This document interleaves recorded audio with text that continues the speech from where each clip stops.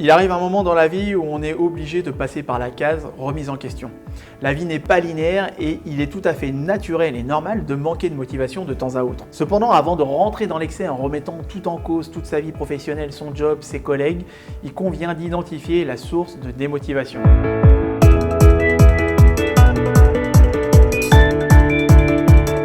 Êtes-vous réellement démotivé par votre travail ou bien par les choses qui gravitent autour de votre quotidien professionnel?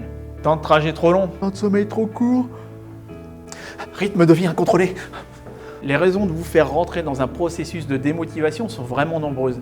Et ça ne sert à rien de trop vite vous emballer et de faire porter le chapeau de votre démotivation au travail. Si vous voulez que votre situation change, il convient de prendre du recul sur ce qu'on vit et de savoir se remettre en question soi-même. Pour ce faire, demandez-vous, de quoi ai-je envie dans ma vie? Vivre plus de choses intéressantes, rencontrer plus de personnes inspirantes, ralentir mon rythme ou bien profiter plus des moments présents? Qu'est-ce qui fait que je me sens fatigué? Est-ce l'ennui, le manque de sommeil ou le manque de sens à ce que je fais? Et qu'est-ce qui me ferait plaisir dans ma vie et me rendrait de bonne humeur?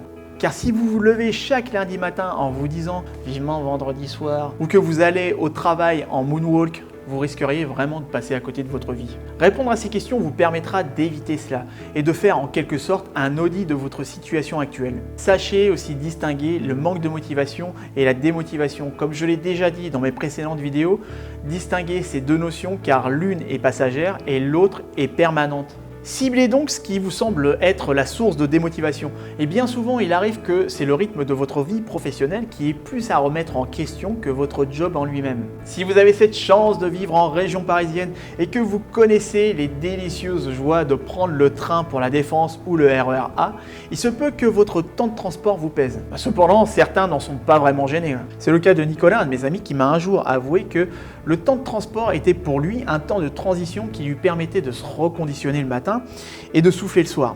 Une fois sorti du train le soir, son job était derrière lui.